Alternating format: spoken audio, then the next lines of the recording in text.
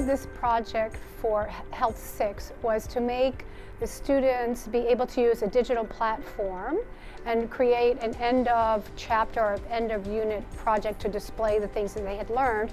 We were studying sleep, and so I had asked Dr. Luckett if she had any ideas that she could come up with to make an interesting project for them that would segue in or lead into more digital platforms. So we met, and Dr. Luckett came up with this great idea about the AI platform in Adobe Express, where the students would type text to picture, and they came up with this alter ego, which was what it looked like when they had a sleep deficit or were sleep deprived, because we were studying sleep in Chapter 3 for health. And she came into the class and worked with the students. They were super excited. I was learning along with them because increasing my technology skills is also one of my goals.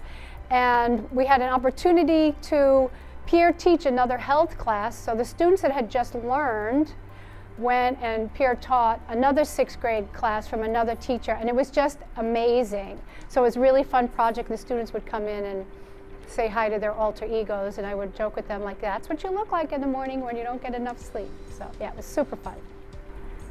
So the coaching process has 3 steps to it. It's co-planning, co-teaching, and co-reflecting. So we co-planned together. She talked to me about what lessons she was teaching, and we decided together on a platform that would be great for both the kids and her to use. When we co-taught together, we started off, I kind of modeled the lesson. She watched, we both walked around and helped the children as needed.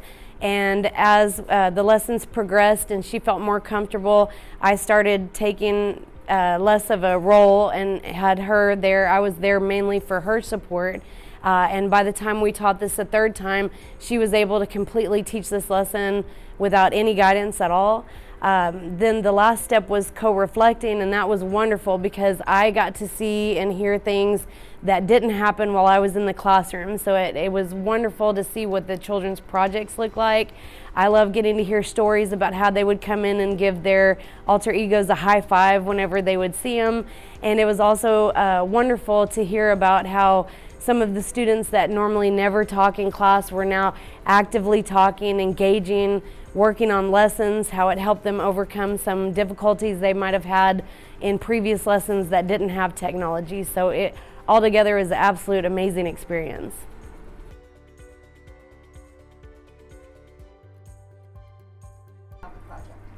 So we did this alter ego project in health because our teacher wanted us to explain or show how we would look like when we don't get enough sleep.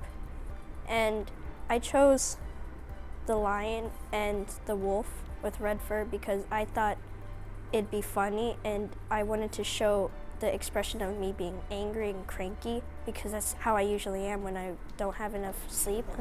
I chose a grumpy penguin because I'm usually always grumpy and when I don't have enough sleep, and I like penguins.